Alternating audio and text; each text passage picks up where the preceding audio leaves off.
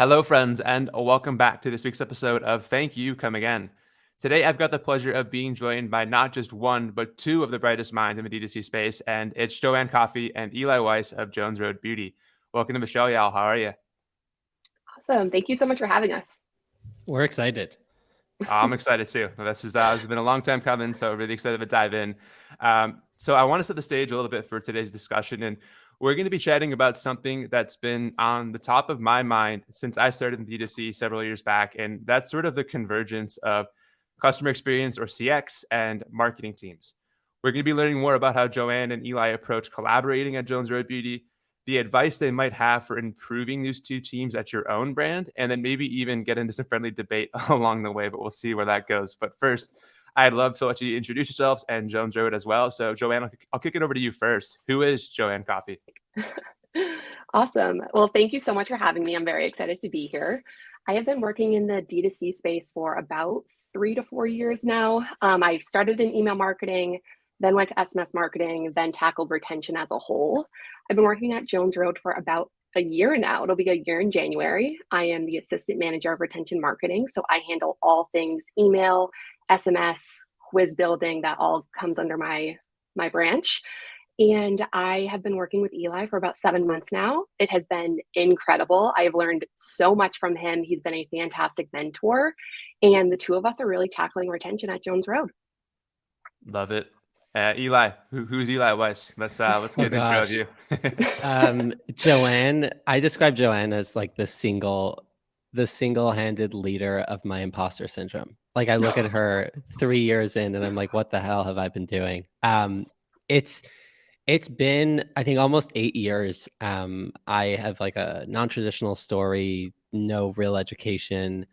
Started my career in D2C at a Kickstarter luggage brand, and then kind of forayed into food and beverage. Was at Nugged, which is now Simulate, then was at Olipop for a little bit, and joined the beauty side of things like, I don't know, 8-9 months ago, beginning of March. And I'm kind of leading on all things CX and retention. And that's always been a dream for me, is like, how can we, and this is what we'll be talking about more in this podcast, but it's like, how can we kind of combine those two worlds together? Because I do think that they should be closer than they usually are. So this is going to be an exciting conversation. I'm super stoked to dive into it. And I got to ask, did you guys know each other before coming together at Jones Road, or what was that sort of relationship like? I was a Joanne fan. Okay. I was an Eli fan. That's Eli just the ghosted truth. me for about 4 months before we finally jumped on a call and talked. But granted, he did have a baby, so it was warranted. But yeah, he did leave me on red for about 4 months. This is true. Guilty. No, we knew each other from the Twitter kind of D2C world. I'm always like, being somebody that doesn't have 40 years of experience or education, I'm always enthralled by people that have a chip on their shoulder and operate at a super high degree. And I think, being in the kind of email marketing retention world, most marketers are very much like, just spam, look at my own KPIs and just kind of click send as many times as I can. And I think Joanne was one of those people that I saw on Twitter just being very intentional with marketing, which is so rare and something that as a CX / retention person, I'm excited about. So we were in the same universe for a while. We connected again, like she said, I ghosted her for 4 months when I had a kid, and I was like, okay, I can't do any calls right now. But when we did reconnect, that was the day that she connected with Cody about the Jones Road job, and a couple of months later, it was a weird coincidence. But yeah, because I had a call, I think, with Eli at 11, and then I had a call with Cody at 2. And so I was like, I'm about to jump on this call with Cody from Jones Road. Like, this could be a really crazy career move. What do you think? And Eli was like, well, Cody's in my network. Like, let me shoot him a DM. And so he kind of really backed Cody's, confidence in hiring me. And so that's how it all went down. And this is months before I joined. So I had no idea that I'd ever end up in beauty. So I think it was a wild coincidence, but it was. And it's been so exciting because I've always dreamed about a universe. Like I said before, I've always dreamed about a universe where CX and retention converge in this way of just like being thoughtful, everything from like pre-purchase on the growth side, but also kind of foraying into, post-purchase welcome flow, like being thoughtful around like what are the customer concerns, and Joanne sits so closely to the CX team, which is such a weird phenomenon that it sounds like it's a no-brainer, but Yeah. It wasn't it something that we did at Jones before Eli got there. It was kind of just me here in this role for about 4 or 5 months, just trying to figure it out on my own. And really, when things shifted was when Eli came in and merged the two teams together. And I think that that was really when things started to change for our customer base and for our retention as a whole. That's awesome. And I gotta back up and just comment on the Twitter matchmaking story. I love that. I think that that's one of the beautiful things about D2C Twitter, I think as well, is just like so much knowledge being shared, but so many like connections being made too, and folks joining together and working together too. And for you both to share the same mindset, that's a pretty special thing, I think, and also a big superpower of I think why the two of you probably have been able to work so well together. Well, I think let's dive into it. I think you guys are already kind of, going where I want to go with it. But before we actually jump into that, could you all just describe or kind of to let our listeners know who is Jones Road Beauty? Like, what do you guys do? Who do you serve? Like, kind of just give us a little bit of background and context on that as well. Joanne. Sure.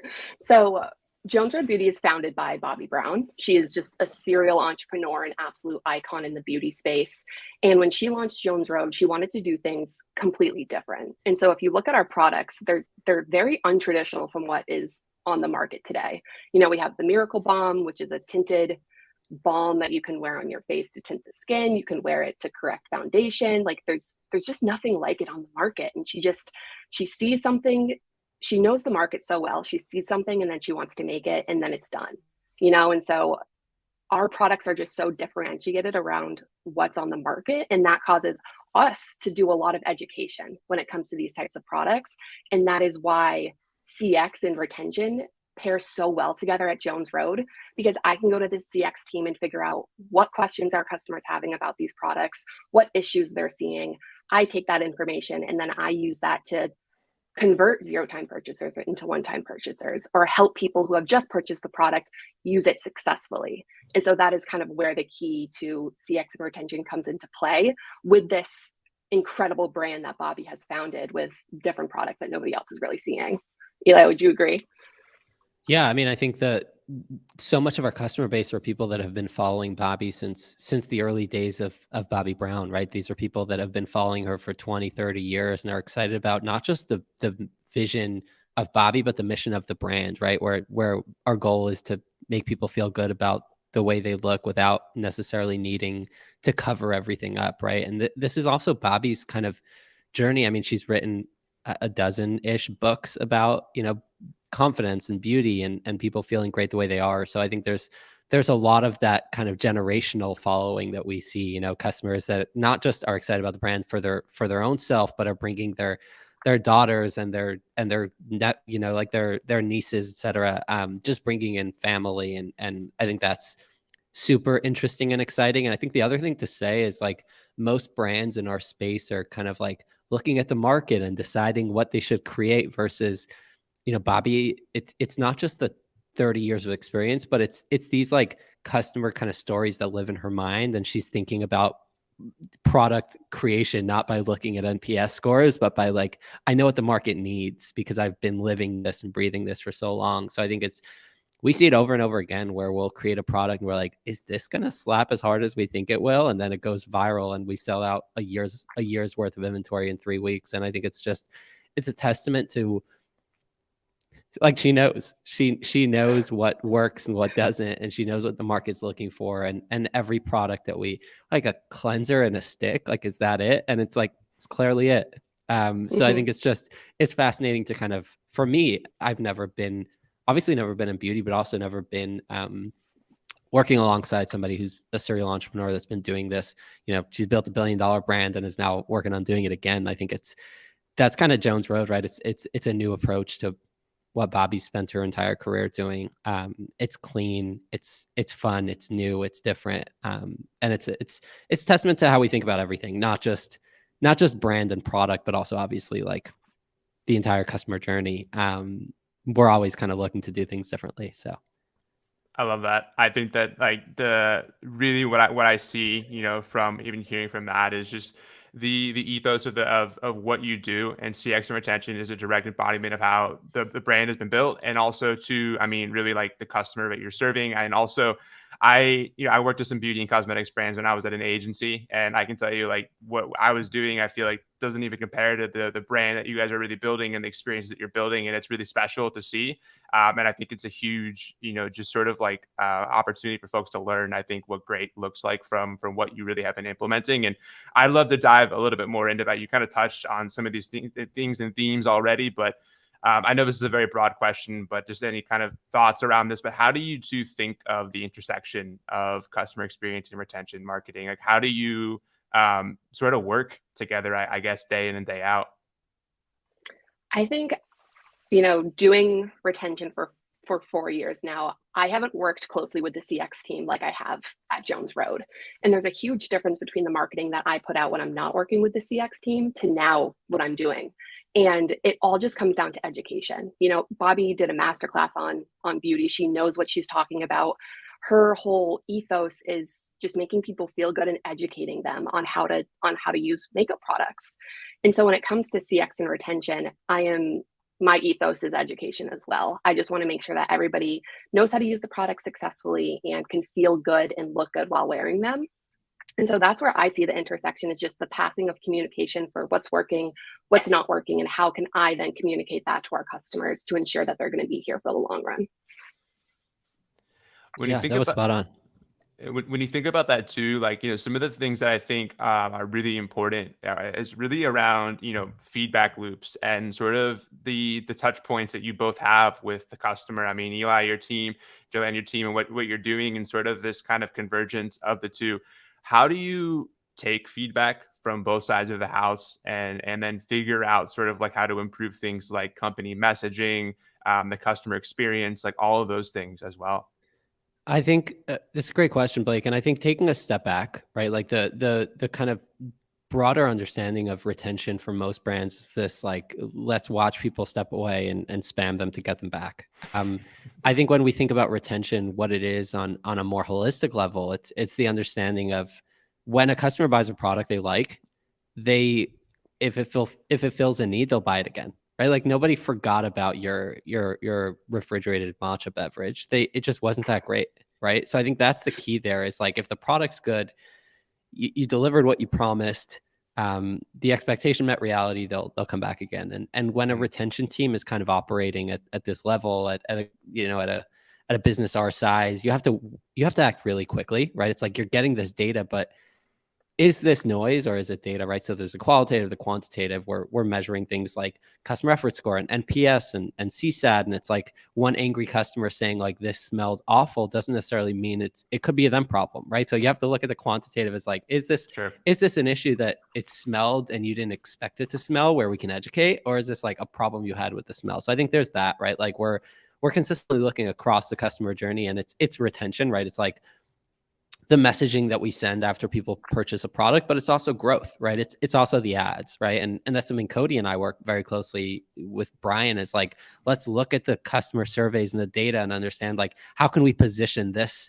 kind of piece of feedback differently in the ad copy so that people understand that we're solving this problem before they have the problem, right? So it's like thinking all the way from the beginning of like, if Miracle Balm addresses these three things and our foundation addresses these three things, like, how can we kind of like put that all the way at the beginning, both to solve a problem and to like address potential objections? But I think Joanne is also thinking about this as a growth marketer. When we're looking at abandoned carts, it's like, what objections are we seeing customers having as to like, hey, I bought this, I thought it would be X and it turned out to be Y. How can we address that differently in our kind of abandoned cart? And I think, retention also, especially at Jones, is this very holistic journey through the experience with our brand, right? And I think customers are like, okay, from the welcome flow, how are we teaching you about the brand? Not in a way of like, this is the story and we're shoving it down your throat, but what does Jones Road story mean to you? Like, how's that exciting for you? And then it's like the abandoned cart, the post-purchase, the campaigns we're sending out, it all feels like this kind of like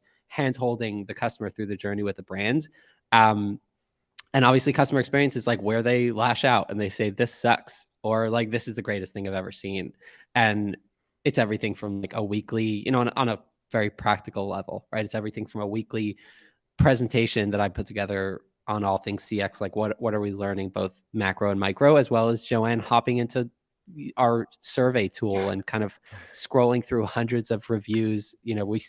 She'll filter anything that's like cleansing stick and go through hundreds of complaints or positive, negative feedback and use that. Go through our Junip reviews, right? It's like, it's very, very macro and micro, which is, I guess, like the fun and wacky part of this, right? It's like there's always more data, but it's like, how do you ascertain what data is important versus noise? I think that's like the trickiest part of both CX retention. Is I think most marketers aren't great at that. Like, how do you define what's like, this customer's so angry they hate our product versus like, this is a real problem? Right. Yeah, I think that you brought up so many great points that we can kind of, I think, jump off into. But Joanne, I was just curious if you have any thoughts to kind of add to that as well. No, I echo everything that Eli said. At Jones, like we're focused on multiple touch points. We're not looking. It would be great to pull in that first customer on the first welcome series email. If they purchased on the 4th, 5th, or 6th, then we know that LTV of that customer is higher because we're able to track that. And so we are focused on multiple touch points because we want to educate the customer across all boards of FAQs to our story to what products customers are loving when they first come in. And so we're looking at everything from a much wider angle than I think sometimes people can take a microscopic lens and focus on one thing at one time. We're taking a couple steps back at all points, especially in the beginning of the customer journey.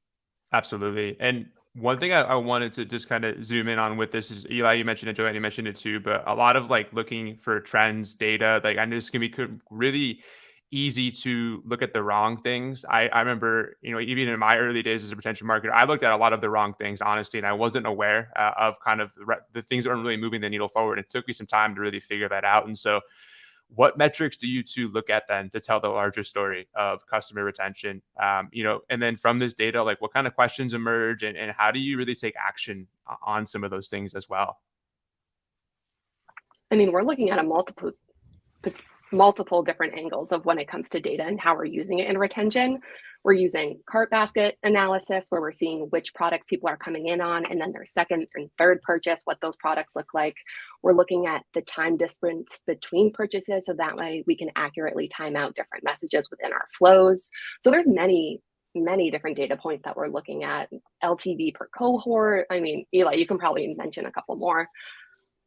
Yeah, I mean, I think it's always interesting to me how you can kind of go way too deep on the data or not look at the data at all. I think that runs the gamut. But I think in our case, it's like with such a vast SKU situation we have going on, like there are so many kind of like different, I guess like a good example, right?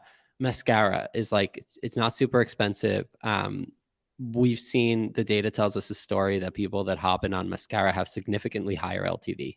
So the thought process from both a retention marketer and a growth marketer is like, that'll be the first thing we upsell in our upsell tool, right? Because it's like, we know that whatever you buy, if you have mascara in there, there's a very high likelihood that you'll end up liking that. So it's like, even if, Miracle Balm is a little more difficult to use, mascara is one of those things. So thinking about, like Joanne said, like there are a couple of like LTV and cohort analysis and looking at, where they came from, right? The source of the traffic, what they've purchased before, how long they've taken between two orders, and then overall, like what percentage of revenue is coming from email and SMS versus new customer acquisition, et cetera. I think the other really important thing that we're thinking about over the next couple of months and into the new year is there an ideal customer journey?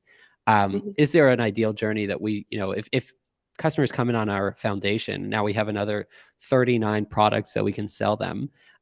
Most retention marketers are like, okay, what is the easiest way to get the most money the quickest? Which is why, and this is like my biggest pet peeve, and I don't stop ranting about it, is like, this is why upsell is so hot, right? It's like their wallet's open. Let me see how much more money I can squeeze. So let me upsell them before they add it to the cart on the slide cart. Let me upsell them in the actual shopping cart. Let me do a cart hook post-purchase upsell. And then I just ordered from a brand last week before I even got my product. I was sent multiple campaigns of selling me more shit, right? So, and the data, and Cody and I talk about this often, like the data tells us this story, right? That if a customer ordered from you, they're much more likely to purchase again within 18 30 days. days. And it's like, or whatever that is. And I'm like, respectfully, like, fuck the data for a second. And let's think about it from a consumer perspective. It's like, is this ideal? Like, is this an ideal journey? Imagine you walk into a Whole Foods, you buy a can of Olipop, and on the way out, they're like, you should grab another one. And I'm like, I've never tried it. Like, let me go and drink this, and then you can. And I think that we've isolated data from like reality very often, because it's like, well, the data will tell us the story, but the data doesn't tell us how customers feel about your brand when you spam them 19 times in 6 days before they even got their product. And that's kind of this broader, I mean, my obsession with having retention and CX live together and holistically across the business is that we're not just looking at how much money we can squeeze tomorrow. We're looking at like Black Friday retention. I mean, carried massively. Like, we brought in a crazy amount of revenue from repeat customers. Some of them haven't purchased 150, 250, 300 plus days, right? So it's like we've taken this approach of going slow and along a broader customer journey versus just spam. And now I'm rambling and going way off topic, but This is great. No, the basic gist is like, I think there is this small Venn diagram of like the things that work and the things that don't make your brand look desperate and gross. And that's what we're always looking for, is like, okay, if there is, like, for example, mascara is our example here of like, we know if customers grab mascara within order number 1 or 2, they have a higher likelihood of having higher LTV. So it's not the most expensive product. Like, if somebody spends $65, can we upsell them to buy 3 different Miracle Bomb shades and have them spend $107 on their second order? Probably. Right. Is there a high likelihood they buy all 3 of them and absolutely hate it? Also probably. But if we kind of go smaller and we say, okay, spend $84 on your next order and grab a mascara, sparkle wash, and whatever else, that's the kind of thought processes that Joanne has every day. Is like, how can we do things that make sense, both like, and we'll get the money from them, right? So like, our best customers are buying 12, 19, 24 times, but it's not over 3 orders. So, you know, instead of like getting $300 and never seeing them again, we're getting $100 per order over 19 orders. And I think the long game we're playing is, I mean, not I think, I know that it's serving us quite well. And when the growth marketers hop on the Twitter comments and say like, but you could have gotten more money quicker, it's like, yeah, I mean, you can also sell your brand to private equity and move to the Bahamas and kind of, you know, kind of live your life there. It's just, it depends on the game you're playing. And the game we're playing is a game of legacy and a really incredible brand that we're building. And less so like, how can we squeeze an extra 5? Great. I think you said that very well. Yeah, I think you could put that on a t-shirt, to be honest. It's just can we sell the t-shirt? Maybe upsell it. I think you know, it seems to me you guys are playing on like chess while a lot of folks are playing checkers, and I feel like it's really just the right approach, to be honest. And there's so much just thought and data and insight into that strategy, and it really shows. I mean, you guys have thought all of this out, and that it definitely speaks volumes, I think, to the success that you all are seeing. And Joanne, I'm curious. So Eli talked a lot about that and creating the right customers, essentially, and thinking about how to like really maximize that LTV. I think the retention marketing narrative being pushed by a lot of SaaS companies, and we won't name names, but is really that customer buys product. You know, you send them an email or text, they're so stoked to see it. You know, hey, we're going to cross sell you, buy more. Customer thinks it's so personalized, they buy, and they're a customer for life. I mean, that's really the narrative that's been peddled, I think, in a lot of high level education. And so I know I'm being a bit dramatic here, but I actually think many folks don't really know quite the order of operations when it comes to post-purchase communication. So how do you think about like what actually matters post-purchase? Like, what do you try to get in front of a Jones Road customer to make sure that they have a great experience and that this doesn't feel like some kind of, you know, pushy or just really inauthentic sort of e-commerce strategy? Absolutely. And this is such a timely question because me and Eli and our coworker Sydney just redid our post-purchase flows. So this is perfect timing. But when it comes to our main products, we looked at our top sellers and the return reasons for those top 3 products. And what we did was we took those return reasons and we educated right before the package gets to their house. And so it says, you know, thanks for purchasing Miracle Bomb. Here are application tips. Here's how you apply it for your skin type: dry, normal, balanced. There's different ways that you have to apply these products depending on your skin type. So it's very helpful to know that before the package arrives. And then we have, another section of how to use it with other products. If they purchase, lip and cheek stick, if they purchase the light moisture cream, there's so many different, hide show blocks that we can incorporate into this post-purchase to help the customer use the product correctly. So then that way they see success with that product. And so when it comes to post-purchase, we've looked at those return reasons. We've identified why a customer might not see success with this product, and we've laid it all out, and we've set super clear expectations on all of our top sellers. And so that's a good starting point. If you're a new brand trying to, put up your post-purchase, start with your best sellers where the majority of your orders are coming from. Start there, educate your subscribers as much as possible, and you will see a longer return. And so starting with education and then coming into using the product with different products, just like I said. So Miracle Balm with what the foundation, or face pencil with eye cream. That's the way that we're looking at it right now. That's awesome. I think that that's super fascinating to hear how you kind of approach that. And Eli, I'm interested too in hearing, like, when you sat down with Joanne, you were figuring this out. What did you bring to the table to kind of make sure that you were getting across everything from the CX side of the house too? Yeah, Blake, I first want to give props to your spicy take before with the SaaS companies. I think it's important. It's an important point to ponder on, of like this kind of green lush grass of personalization is going to solve all your problems. Like, that's the reason why people aren't buying your, I don't know, $47 SPF. It's because like the email didn't say like, "Hey Eli," Right. which is comical, right? It's like, no, customers want personalization. No, they don't. They want content that's valuable. And I think that's kind of like it. I mean, Joanne nailed it, right? It's like they purchased a product because they think it'll solve a problem for them.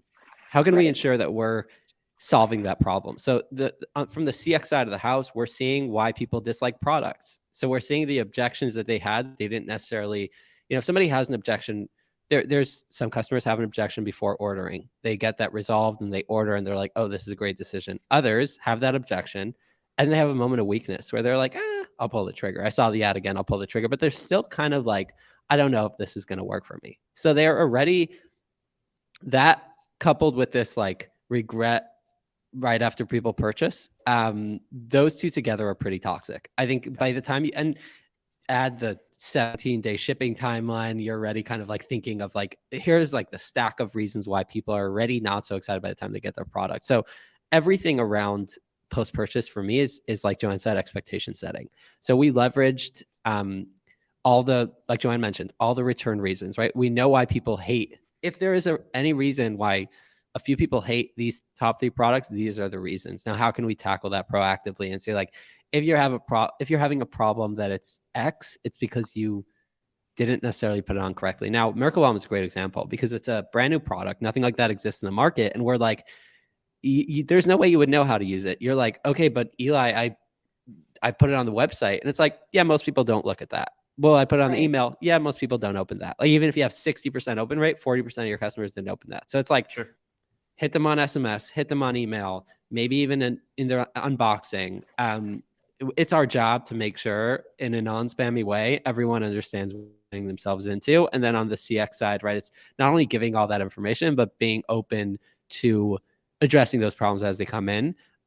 Worst case scenario, somebody has a problem, they reach out and you just reply with a generic response. So we're like, can we learn from the way we're tackling it with customers that it does work? Like, this is the ideal way to tackle it. And then we're consistently kind of like, Sydney, who's a CX lead, will say like, hey, Eli, this tactic is really working. When people reach out with Miracle Balm and say they have this issue, I handle it this way. It really works. And I say, Sydney, great. Take that to Joanne. And let's figure out a way to put that in post-purchase or in the abandoned cart. And that's really the thought process is, like Joanne said, if you have multiple touch points, like, should this ideally go on the FAQ page? Should this go on the product page? Should this go on the email? So a good example of that. So we are thinking about, like, customers order Miracle Balm and they say, hey, I thought this would be more pigmented, or this is way too pigmented. So they're just looking at shades on a computer. If their computer is kind of old and janky, maybe the shades aren't coming across as clear. Is there a way to add text that explains the shade? Like, this is a pinkish, whatever. So that's the kind of thing that should probably go on the PDP.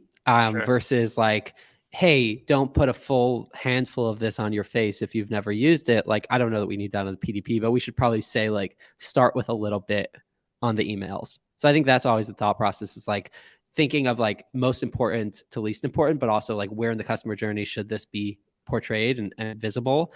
And that's something that as a like kind of broader team, I think we have more leverage than most teams do in terms of like everything from everyone from Cody, the CMO, to like full leadership is all, they're all super customer obsessed, and they're all like, you tell us what we should do and we'll talk about it. So like we can impact changes on the PDP, we can impact changes on the FAQ, we can recreate post-purchase. I mean, nothing we're doing is super traditional, which is like my favorite part.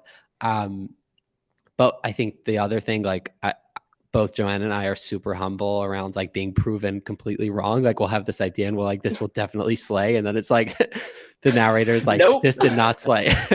And we're like, all right, back to the drawing board. It happens. I guess we'll do something else. Totally fine. Yeah.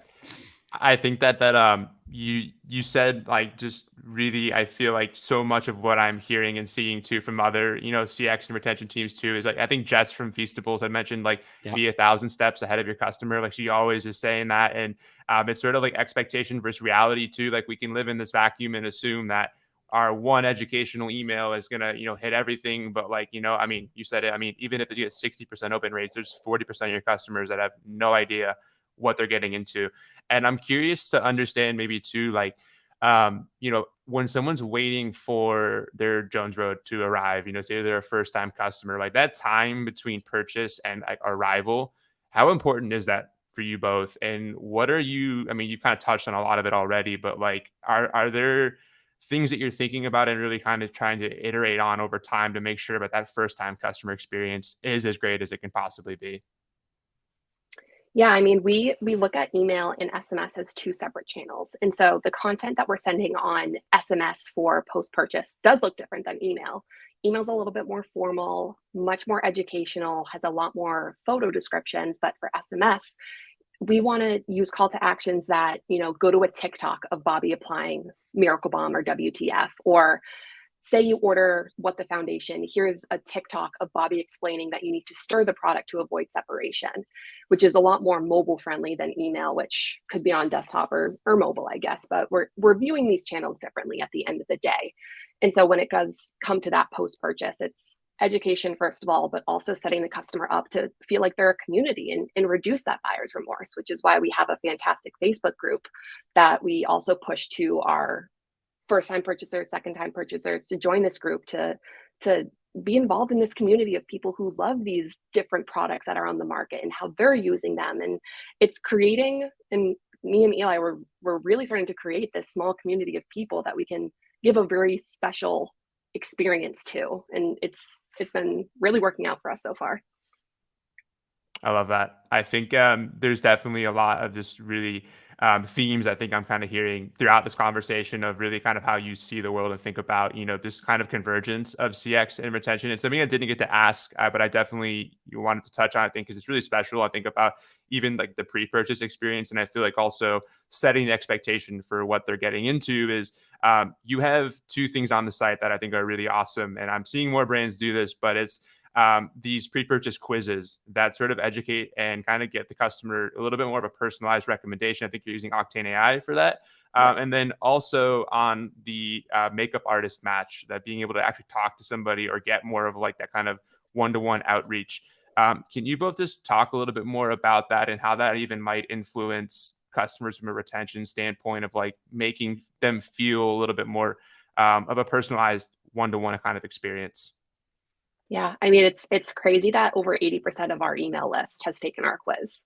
And so when they're coming into our list, they're very qualified. I have information, everything from their skin tone to their skin type to how they want to use the product. And so when it comes to that post-quiz flow, it makes it so easy for me to really sell them on this product, because we are overcoming their number one objection of, will this work for me? And so right off the bat, we're able to really sell them the product in a way that most marketers can't because of the zero party data that we're getting. And then we always have shade matching as a fallback. A personalized text-based email from one of our CXers saying, hey, if you're still unsure about if this is going to work for you, the shade matching, whatever it might be, feel free to send me a selfie in natural lighting and I'd be more than happy to shade match you. And so that personal one-on-one, I got your back, I think really, seals the deal and ties the bow when it comes to people coming in, and that giving them a really personalized experience right off the bat. That's awesome. And Eli, I'm curious too, like when folks reach out for something like that, I mean, what kind of conversations are you having? Do people typically open up there? Is that an opportunity to kind of engage further? Like what's kind of going on there with sort of those customer kind of conversations? Yeah, I mean, I think that sending a makeup free selfie to a brand that you've never spoken to is kind of courageous. Sure. I think that kind of is a good way to kind of open up a conversation. It's vulnerable. It's open. It's different, right? I don't think many brands are doing that. What we've seen is like a tremendous increase in LTV. I think it was like 111% increase over like 90-day LTV just from people that kind of send their selfie in to get shade matched. But I think that the kind of more important point here is that we're thinking about personalization, not in this janky way of like, hey, Eli, or hey, first name. Like you saw this, you should get this. It's not like that at all. Sure. Right. Yeah. Which I think is kind of what we're obsessed with. And you can see it's what makes us super excited to be doing this, right? We're thinking about personalization as like, and this is overdone, right? Like everyone's like right message, right person, right time. But it's true, right? It's like if I get a message that feels out of left field, a good example, when I purchased what I mentioned before, like I purchased something from a brand that was my first purchase and they're already selling me new shit. And I'm like, I'm not there yet. Right. So it's like for us, it's like, where are you in your customer journey? And Joanne is like the queen of the hide show blocks on Klaviyo, where it's like based on where you are in your journey, you're getting it. We can send a message to 300,000 people.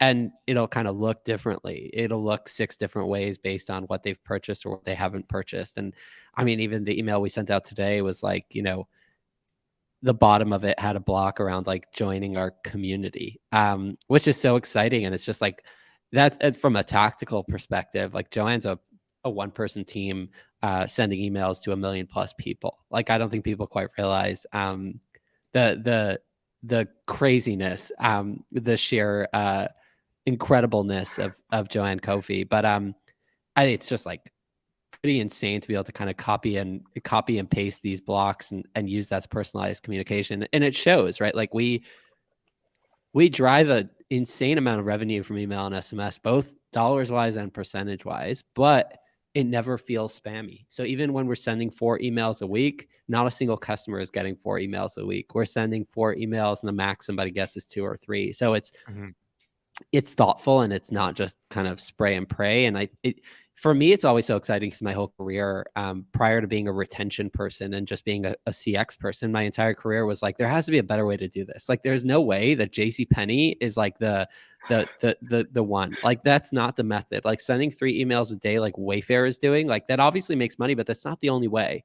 So I think that's also important. It's like, yeah, you can drive a ton. Like if you're a brand owner and every time you send an email, you drive $5,000 in revenue. I mean, you have to have a lot of self-control to leave money on the table and not send it. And maybe you should. Like, maybe you should keep sending it until people want to kind of unsubscribe and send you a bill in the mail. Like, maybe you should do that. But I think it's clear to us that there's a better way. And there's a way that works really well. And we're driving, when we stepped up our sends, like there was a short period of time where we started sending more. We didn't drive more revenue. Like we didn't drive more revenue. So I think it's doing it in a thoughtful way that's really kind of paying dividends for us. But it's all Joanne. I keep saying it's like Joanne's world. We're just living in it. It's kind of the reality here. Yeah. I mean, major hats off to you, Joanne. Honestly, to be able to be masterful in the hide show blocks and Klaviyo, that is pretty cool as well. I hate them. Let's just say that right now. They're such a bitch to do. They're so annoying. But they pay off. They pay off. 100%. And I think, Eli, what you were saying too around, like this kind of addiction that brands have, I think too, and this is more, I think, of an agency tactic than a brand tactic, honestly, but like this addiction that we have to revenue and sort of this like, and Joanne, I'm kind of curious your thoughts on this too, but like, I mean, SMS has to be 20.5% of total online revenue. Email has to be 30% of total online revenue. Like all these different things that you're hearing narratives around. Do you ever think in that context of like these channels have to drive a revenue number, or is it like, and it seems like you're playing the more holistic approach here, but I'm just curious, like, what are your thoughts when you hear things like that?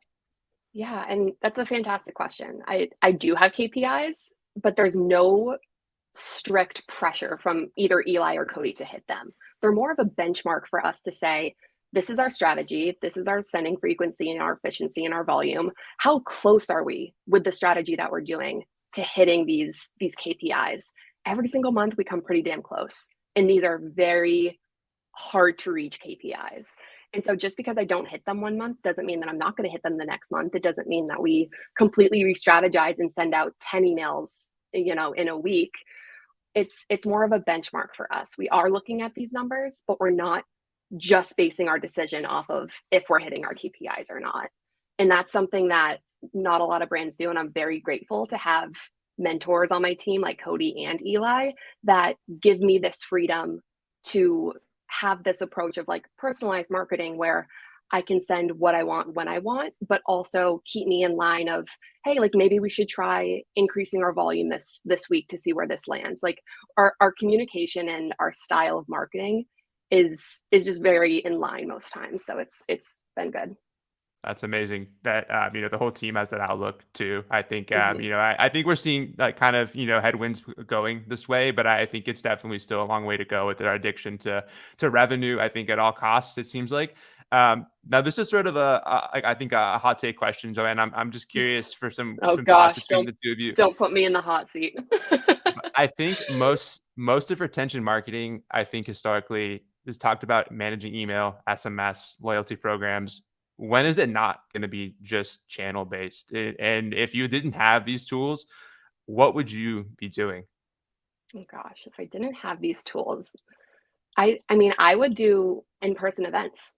Avon, Mary Kay, they built their brands on going into these people's houses and building these one-on-one connections with men and women alike. And I can totally foresee that happening again down the line. Maybe not going into their houses, but master classes, in-person events. We hosted our first influencer event in our office not too long ago, just to build these connections with these micro nano influencers. And it did wonders for us just to see people face to face and to watch Bobby educate people on how to do makeup. It's the root of who we are as people. We need that face to face interaction. And so if I think, email went away, SMS went away, we're Jones Road, we still want to sell makeup, I think that we would go back to that in-person events. That's awesome. I think that's a really great, outlook on it. And I know obviously that's a very dystopian view of, obviously these channels will never go away. But I'm always Right. curious, like how kind of, folks think about that. You two, this has been amazing just to chat, I think, and kind of see your world. And we've talked about a lot of themes being customer obsessed, obviously this convergence of really CX and retention and really taking this kind of feedback loop and actually taking action on it. And now, like, kind of as we wrap up and looking to the future, what does the future of CX and retention look like? I mean, I know it's again a broad question, but what do you really think is going to be 2023 and beyond looking like? Oh gosh, Eli, what does your crystal ball say? Um, wow. I'm glad you didn't ask me the Joanne question because I wouldn't have a clue. The Mary Kay Avon was a good pull there. I mean, I think directionally what we're seeing is, the iOS 14.5 or whatever, like, kind of tracking on email open deliverability, like all that stuff. Like directionally, where are we heading? Spam is not going to live as long as it is right now. So I think, carriers are getting better. So what have we done as a e-commerce society? We've said, oh, SMS is the solve here. Like that, you can't not open a text. And it's like, yeah, you can be really annoying on text. Most brands are doing that. I've unsubscribed from probably 95 brands over Black Friday because I haven't heard a word from them. And all of a sudden I got 7 texts, right? So I think Sure. directionally we've said like, oh, email's dead. SMS is where it all happens now. It's like SMS is instant revenue. You click send, you make money. But email, like the spam, all the difficulties, which obviously both of that it's ludicrous. But I think directionally we're heading towards abusing platform after platform until people realize that intentional messaging is probably the correct way. It's like, if you wouldn't want to get, I mean, like, if you're listening, Wayfair, I'd love to understand, like, is that fun for you? Like, is it fun for you to get 9 emails about a couch? Because I think directionally, like, that's where we're heading as customers. It's like, if you really strongly dislike this with a vengeance, like, why are you sending it to somebody else? So I Right. think something that we think about so often is like every email, like, is this helpful? Like, is this any sort of helpful, or are we just like copying and pasting something we've said and just putting a spin on it and trying to get revenue? I think that's directionally where we're heading, is like brands that don't go intentional. And that's kind of CX as well. Like if you're just kind of spraying and praying policy on CX side and not kind of like viewing customers holistically, and email, if you're just kind of spraying and praying and shooting out campaigns as fast as you possibly can, I think those will all die. And it's like, we're like, oh, but they've lasted 10 years. Yeah, but things have changed.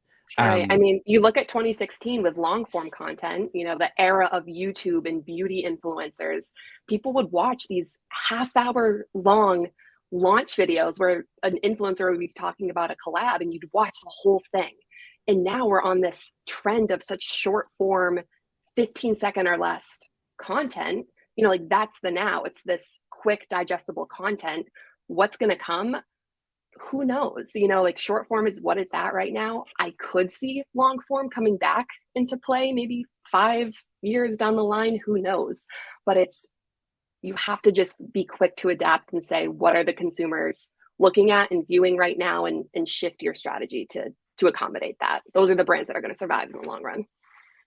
That's very true. And I think, it'll be very interesting to see what shakes out with channels right now in 2023. And like everyone's, 2021, 22, everyone is just jumping on the SMS train. And now we're at a point now where I'm really curious to see, like, how does consumer behavior even change too? Are people tired out of SMS? Are people tired out of all these different mediums? Like I know direct mail is like coming back. I was just on a panel the other day. We were talking about the egregious waste of direct mail. There's no easy unsubscribe button from direct mail.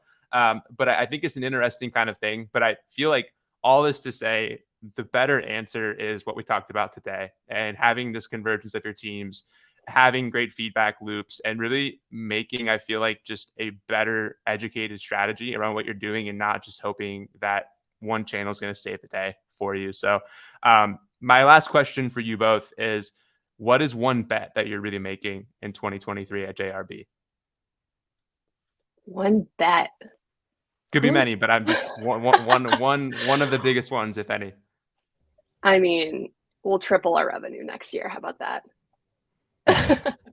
I mean, yeah, I think we'll definitely do that. But well, fingers crossed. But we're taking a strong bet on community. I mean, we were not big community people, and we started something that came out of a conversation I had with Cody, and we kind of kept it super, super, super quiet beta for a couple of weeks, but we've kind of started pushing it in the last 2 months, and we've just passed 7,000 people. I mean, like on 7,000 people, the conversion rate of people clicking a link and purchasing from our roadies community is like 15%. Like it's ridiculous. Like we had 1,000 members and sold 100 products. Like we just, it's super, super intense. So the vision there, and I guess like our big bet for next year, like the vision, my insane vision in my brain, which I felt uncomfortable talking about 6 months ago, was like, imagine you walk into a room and 95 people are eating donuts and you're from the 5 people that aren't. Like, it's pretty likely you'll go buy a donut. So if we can put like 95 super fans that own 75 products from Jones Road in a room, in a virtual room, and then kind of slowly let in the newbies and turn them into super fans, which sounds kind of cult creation strategy, maybe. But I think that's kind of what we did, right? So at the beginning we were adding super fans, and now it's on our post-purchase survey. At the end of our survey, you can join, and we're kind of, Joanne's adding it to like the end of emails every now and then. But it's fascinating to see, like, again, we have like 7,000 people in the group, but like some of these posts are getting 700, 800 likes. It's crazy. Which is wild. Like, not in my wildest dreams. And huge shout out to Sydney on the CX side, who's kind of moderating this from start to finish and spends hours of her day there. But we're strongly betting on community in 23, but also in-person events. Like we're going to be hosting more influencer events and thinking about more retail locations. Like we're thinking about pushing more in person. And obviously, like Joanne said, tripling our revenue. Well, That all was a right. cop-out answer, but I will I think it's a definitely. strong answer. Cody will love it.